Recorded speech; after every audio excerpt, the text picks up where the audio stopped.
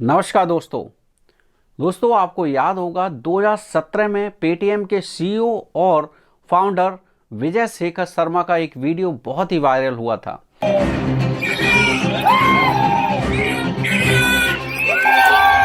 Paytm company के success party के दौरान उन्होंने कहा था कि जो पेटीएम के साथ नहीं आएगा वो रोएगा। लेकिन दोस्तों आज पेटीएम के हालात और स्थिति ऐसी है कि जो पेटीएम के साथ हैं और पेटीएम के इन्वेस्टर्स हैं वो रो रहे हैं। जी हाँ, 30 जनवरी 2024 को पेटीएम की शेयर वैल्यू 7 से 60 रुपये के आसपास थी, जो कुछ ही दिनों में गिरकर 380 से भी नीचे पहुंच गई और कंपनी डूबने की कगार पर पहुंच गई। तो दोस्तों इस वीडियो में जानेंगे पूरी केस स्टडी कि कैसे इतने कम समय में पेटीएम इतना बड़ा ब्रांड बना और उसके बाद अचानक से ऐसा क्या हुआ कि कुछ ही दिनों में कंपनी इतने नीचे चली गई कि डूबने की कगार पर पहुंच गई। पेटीएम की शुरुआत हुई 2010 में as a mobile recharge platform के रूप में। उस समय जो है कस्टमर उससे अपने मोबाइल को रिचार्ज और जो है अपने लैंडलाइन फ़ोन का बिल भरते थे और धीरे धीरे पेटीएम कंपनी ने अपने ऐप में जो है और फीचर्स ऐड करना शुरू कर दिए और जनवरी 2014 में उन्होंने जो है अपने ऐप में पेटीएम वॉलेट का फीचर ऐड किया और अगले एक साल में यानी 2015 आते आते उन्होंने उसमें कई सारे फीचर्स ऐड कर दिए धीरे धीरे, जैसे कि इलेक्ट्रिसिटी बिल, वाटर बिल और मेट्रो रिचार्ज और जो है गैस बिल। ये सारे धीरे धीरे फीचर्स ऐड करते रहे और कंपनी का जो है ग्रोथ जो है धीरे धीरे बढ़ने लगा तेजी से। लेकिन असल में अगर देखा जाए तो जो कंपनी का ग्रोथ है वो सबसे ज़्यादा बढ़ा 8 नवंबर 2016 के बाद।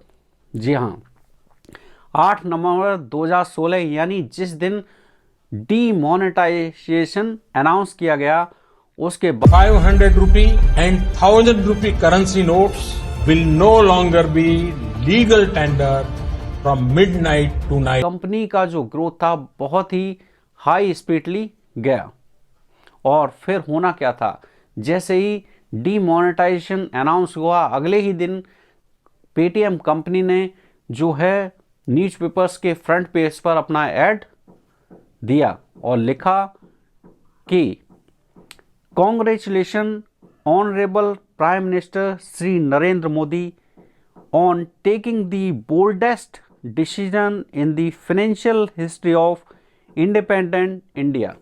इस एक फैसले से पेटीएम को बहुत बड़ा फायदा हुआ क्योंकि उस समय जो है पेटीएम के कंपटीशन में कोई दूसरा ब्रांड था ही नहीं डिजिटल पेमेंट में जो कि पेटीएम को टक्कर दे पाता। यूरो मनी की एक रिपोर्ट के अनुसार डीमोनेटाइजेशन से पहले जो है पेटीएम के पास जो कस्टमर की संख्या थी वो थी 125 मिलियन और डीमोनेटाइजेशन अनाउंस होने के 3 महीने बाद ही ये संख्या पहुंच गई 185 मिलियन और इस स्पीड से बढ़ती रही कि 2017 नवंबर में ये जो कस्टमर की संख्या थी वो 280 मिलियन को पार कर गई। लेकिन यहाँ पर एक सबसे तारीफ़ काबिल बात यह है कि जो कंपनी के सीईओ और फाउंडर हैं विजय शेखर शर्मा, उन्होंने इस अपॉर्चुनिटी को ग्रैब करने के लिए यानी कैपिटलाइज करने के लिए कोई भी कसर नहीं छोड़ी। उसी समय उन्होंने 10,000 एजेंट्स को हायर किया और उनको टास्क दिया कि हर शहर हर गली कूचे में जाकर के रिटेलर्स को क्यूआर कोड बांटो। उन्होंने बांटे और हर दुकान पर जो है पेटीएम का क्यूआर कोड लगवा दिया और रिटेलर्स को भी इनकरेज किया कि पेटीएम कराने के लिए। और फिर क्या था, एक स्लोगन हिट हुआ कि पेटीएम करो और इस तरह से कंपनी की जो सक्सेस थी वो रॉकेट की स्पीड से आगे कंपनी बढ़ने लगी। 2017 में पेटीएम ने पेटीएम पेमेंट बैंक लॉन्च कर दिया और बैंकिंग सर्विसेज देना शुरू कर दी। आखिर क्या होता है पेटीएम पेमेंट बैंक और नॉर्मल बैंक में क्या डिफरेंस है? ये उसी तरह से होता है जैसे कि नॉर्मल आपके कमर्शियल बैंक हैं जैसे एसबीआई, एचडीएफसी, आईसीआईसीआई, जैसे कि आप इन बैंकों में खाता खुलवा सकते हैं वैसे ही आप पेटीएम पेमेंट बैंक में भी खाता खोल सकते हैं और बैंकिंग सर्विसेज ले सकते हैं। लेकिन जो बैंकिंग सर्विसेज जैसे कि लोन हो गया, क्रेडिट कार्ड्स हो गया, इस तरह की सर्विसेज जो हैं वो पेटीएम पेमेंट बैंक नहीं देता, बल्कि जो कमर्शियल बैंक हैं उनमें आपको ये सर्विसेज सारी मिल सकती हैं। और इसके साथ साथ पेटीएम पेमेंट बैंक में जो कैश, जैसे आप अपने अकाउंट में पैसा रखते हैं, तो कमर्शियल बैंक में अगर आपका खाता है जैसे एसबीआई वगैरह में, तो आप अनलिमिटेड पैसा रख सकते हैं। लेकिन अगर आपका खाता पेटीएम पेमेंट बैंक में है तो आप उसमें एक लिमिटेड, यानी जो आरबीआई ने एक लिमिट फिक्स की हुई है, 2 लाख से ज़्यादा कोई भी कस्टमर पेटीएम पेमेंट बैंक में पैसा नहीं रख सकता। ये सब जानना इसलिए ज़रूरी है क्योंकि जो पेटीएम की आज जो हालत है, जो पेटीएम क्रैश हुआ है, उसके पीछे जो है पेटीएम का जो पेटीएम पेमेंट बैंक है वही है। हमारे देश में जो एक सेंट्रल बैंक है आरबीआई, जो कि पूरे देश में जितने भी फाइनेंशियल इंस्टीट्यूशंस हैं उन सब के लिए मॉनेटरी पॉलिसीज़ को बनाता है।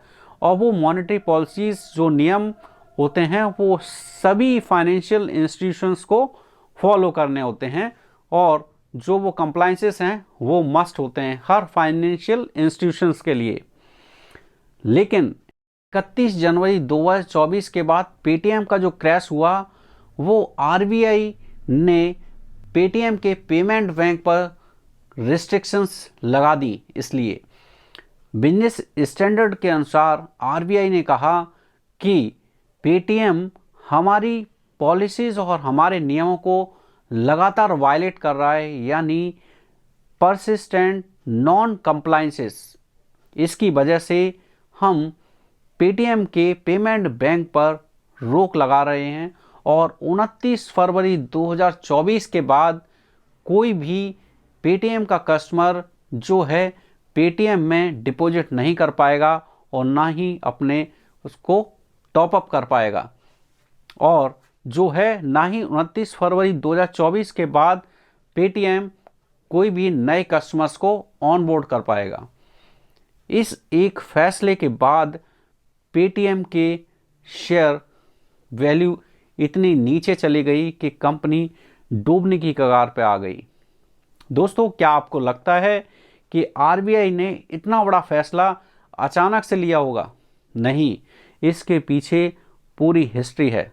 ऐसा आरबीआई ने क्यों किया, आइए जानते हैं। आरबीआई पेटीएम पेमेंट बैंक को लगातार कई सालों से वार्न कर रहा था। वो इसलिए कि पेटीएम पेमेंट बैंक आरबीआई के रेगुलेशंस को जो है सही से फॉलो नहीं कर रहा था। 2017 में पेटीएम ने पेटीएम पेमेंट बैंक लॉन्च किया और एक साल बाद यानी 2018 में जो है आरबीआई ने पेटीएम पेमेंट बैंक पर रिस्ट्रिक्शन लगा दी कि वो अपने नए कस्टमर्स को ऑनबोर्ड नहीं कर सकता, क्योंकि वो केवाईसी को सही से वेरीफाई नहीं कर रहा है, यानी कि वो रूल्स एंड रेगुलेशन को सही से फॉलो नहीं कर रहा है। और इस एक्शन के बाद जो है पेटीएम ने कुछ स्टेप्स लिए, कुछ सुधार किए और 6 महीने बाद आरबीआई ने उनके ऊपर से ये रिस्ट्रिक्शन को हटा दिया और फिर से जो है पेटीएम बैंक जो था वो नए कस्टमर्स को ऑनबोर्ड करने लगा। लेकिन 2021 में लाइसेंस लेते समय जो डिटेल्स और डॉक्यूमेंट्स हैं, इंफॉर्मेशन जो है गलत आरबीआई को दे दी, यानी मिस इन्फॉर्मेशन। उसके दौरान जब आरबीआई ने इस चीज़ को देखा तो उन्होंने पेटीएम पेमेंट बैंक पर 1 करोड़ रुपए का जुर्माना लगा दिया। उसके बाद ऐसे ही चलता रहा और पेटीएम पेमेंट बैंक फिर दोबारा से ऑडिट के दौरान कुछ चीज़ें सामने आई। उसमें देखा गया कि अभी भी जो है पेटीएम पेमेंट बैंक केवाईसी को सही से वेरीफाई नहीं कर रहा है। तो 2022 में आरबीआई ने पेटीएम पेमेंट बैंक के ऊपर 5 करोड़ का जुर्माना लगाया कि वो सही से रेगुलेशंस को फॉलो नहीं कर रहा है।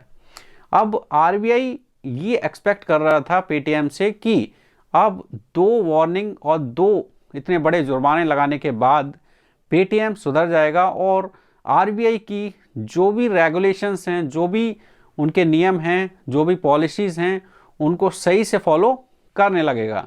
लेकिन अभी भी पेटीएम इसके बाद भी नहीं सुधरा और अगेन पेटीएम ने वही मिस्टेक कर दी कि कस्टमर्स को सही से वेरीफाई ना करना। और इसके बाद जो आरबीआई ने 31 जनवरी 2024 को पेटीएम पेमेंट बैंक पर रेस्ट्रिक्शन लगा दी।